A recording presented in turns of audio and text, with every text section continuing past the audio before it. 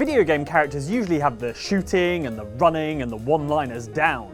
But put them in charge of a helpless infant and their composure disappears faster than all the good flavour donuts when I leave the box out in the kitchen, guys. Yes, children can be a handful, and yes, zombie apocalypses do occasionally happen, but that's no excuse for shirking your responsibilities as a designated caregiver. Consider the following characters who wound up in charge of kids and did horribly, and beware of spoilers for the following games.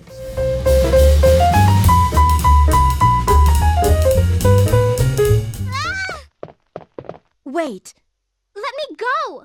Easy, easy there. I'm not a zombie. You're safe now. You can't help but feel sorry for Claire in Resident Evil 2. While Leon is off being a hero cop and hanging out with capable evening wear enthusiast Ada Wong, Claire is stuck on babysitting duty. My name's Claire. What's yours? Sherry. Not long into the game, she comes across 12-year-old Sherry Birkin. She's the daughter of William Birkin, the chief architect of the T and G viruses. And he's a bit too busy turning into a gross mutant to be a dad right now. Claire? Sherry is a bit of a handful though, and as they say, you take your eye off them for 1 minute and they disappear down a hole.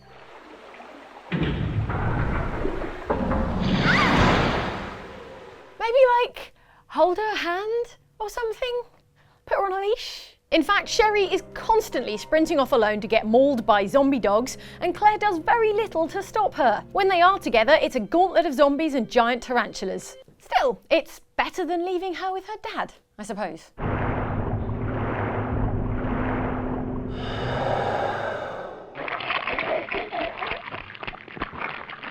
By Resident Evil 6, 14 years later, Sherry is all grown up and doing her own babysitting of greedy man-child Jake Muller.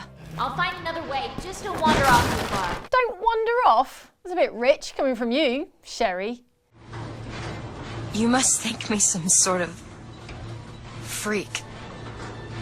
A girl who can bring dead men back to life. Whose only acquaintance is a giant bird creature. It must seem ridiculous. You just got dealt a bad hand. BioShock Infinite's lead character, Booker DeWitt, does a pretty good job of looking after his daughter Elizabeth when she's an adult, but that hardly makes up for the crappy job he did when she was a kid. You see, thanks to some quantum weirdness, Elizabeth is actually from a universe parallel to the one she lives in. Her former name was Anna DeWitt, and she wouldn't even be in the floating city of Columbia if it wasn't for Daddy DeWitt's dreadful parenting. Having become an alcoholic and a gambling addict racking up enormous debts, Booker decided the best course of action is to sell his infant daughter to a racist fanatic from an alternate timeline. What choice do I have? The debt's paid. He sold his baby. Let that sink in for a moment. It turns out the buyer, known as Zachary Hale Comstock, is actually an alternate version of Booker who's been aged by scientific experiments and is now unable to have children. So he's genetically Elizabeth's father too, but not actually her father. I can stop if you're getting nosebleeds. It's not like Booker is any better in the alternate timeline where he's masquerading as Comstock either. Over there, he locks Liz up in a giant tower and assigns a terrifying giant mechanical bird to keep her locked up. Needless to say, she isn't a fan. But promise me that if it comes to it, you will not let him take me back. Literally, the worst parent in the multiverse. Do you have the security badges? Lana? Are you there? Yes, Ellen, I'm here, but what? What is it, Amy? What was that? In the game, Amy, you play as a woman called Lana. She's in charge of looking after the gifted little girl Amy from the title. And to be fair to Lana, things do go south pretty quickly. First, the train they're travelling on crashes. Then, it turns out there's a bizarre new infection rampaging through Silver City that doesn't behave like any known virus or contagion, which alters its victims at a genetic level, causing its zombies. It turns people into zombies. And with the entire place teeming with Zeds and armed soldiers from the shadowy Phoenix Foundation, you'd have thought Lana would spend a little less time telling Amy to wait on her own while she wanders off to perform some errand or other. No, it's cool. I'm sure that's important too. And the worst part, Lana herself is infected with the plague and occasionally even allows herself to begin turning into a zombie so she can sneak past the other undead undetected. It's a risky tactic, proven by how you can see Lana's face going all gross before your very eyes. One slight miscalculation, Lana, and that defenseless kid will be all on her own with a zombie au pair. I mean, maybe on this occasion, Amy would be safer with the armed soldiers? Just a thought. Lana might make poor decisions, but fortunately, by the end, it becomes clear that Amy is actually an 8-year-old badass. She can hack computers, create a sound bubble to muffle movement, and even blast zombies with her mind power. You know, I'm starting to wonder who's looking after whom here. Aventus Aretino. He was sent to live here after his mother died. He escaped, and before he left, he said he was going to do the Black Sacrament. You know, to call the Dark Brotherhood, so they'd come and kill old Grelod. What is it about fictional orphanages that attract administrators who hate kids? They must be in it for the money, because, you know, all that money that orphans have. You do have to wonder how someone like so-called Grelod the Kind here ended up running Honour All Orphanage in Riften. None of you riffraff is getting adopted, ever. This pathologically cruel woman is in charge of all the orphaned kids in Skyrim whose parents were, I don't know, eaten by dragons, or murdered by bandits, or tortured by Molag Bal, or torn apart by trolls, or flattened by giants, or shouted off a cliff by a bored dragonborn.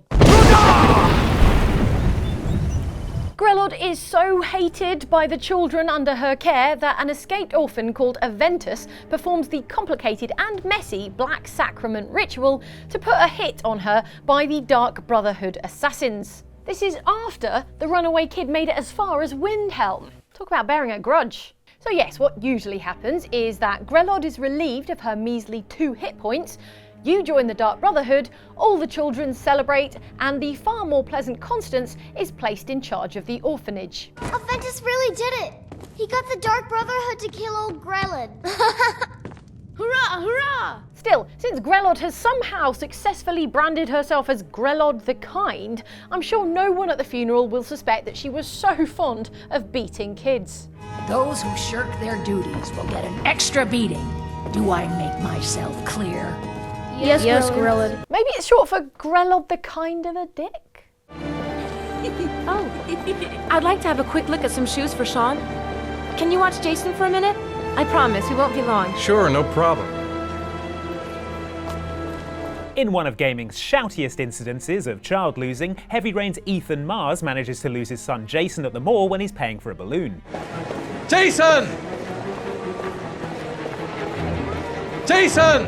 Before Ethan has even had time to hand the $2 to the clown, Jason has run off into the crowds at the mall. And no matter how many times you listen to the 3 different ways Ethan can shout Jason's name, he ain't coming back. Jason!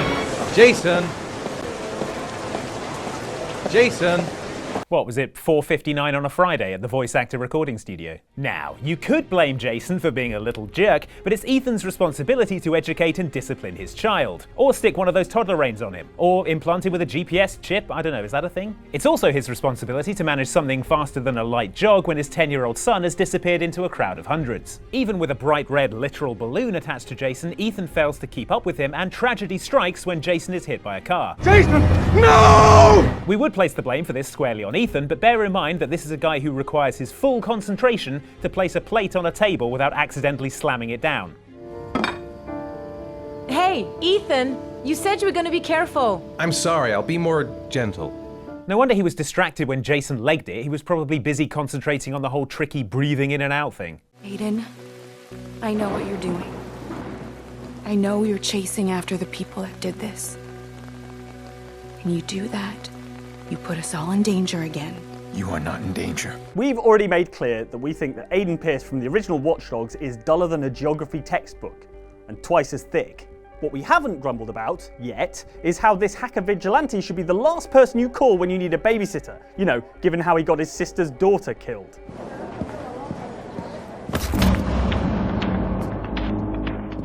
Okay, I'm in the lobby of the Merlot. You see, he hacked a hotel to siphon money from people's bank accounts, and the resulting botched attempt on his life ended up killing his niece, Lana.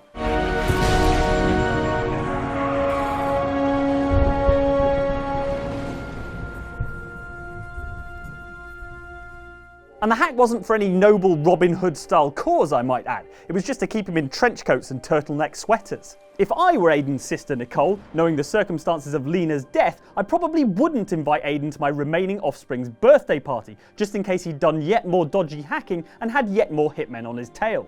In fact, Nicole gets kidnapped later on, again Aiden's fault, leaving his 10-year-old nephew wandering the streets of Chicago alone. Way to go, hero. Top uncling. Really. And while Aiden claims to be driven by the need to put things right and gain justice for Lena after he's placed flowers at his dead niece's grave, what's his first context-sensitive impulse? To vault over the gravestone. Context-insensitive, more like. Show some respect.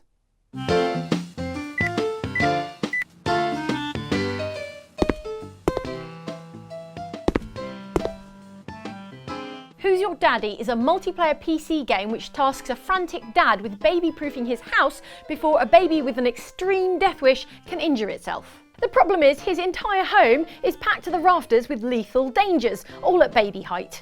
These include toxic window cleaning fluid, exposed plug sockets, and washing machines. Daddy's only option is to try and grab the baby and put it somewhere safe before it scuttles into the ventilation system, pops out somewhere else in the house, and necks an entire bottle of bleach.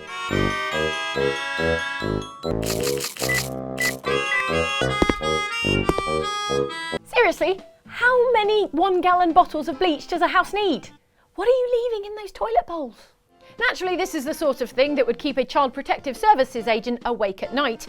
You don't need to be a medical expert to recognise that if a baby has gone entirely green, that's a bad sign.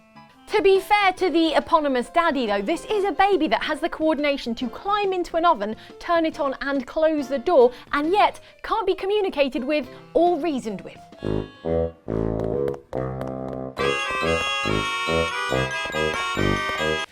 I think the naughty step may have met its match.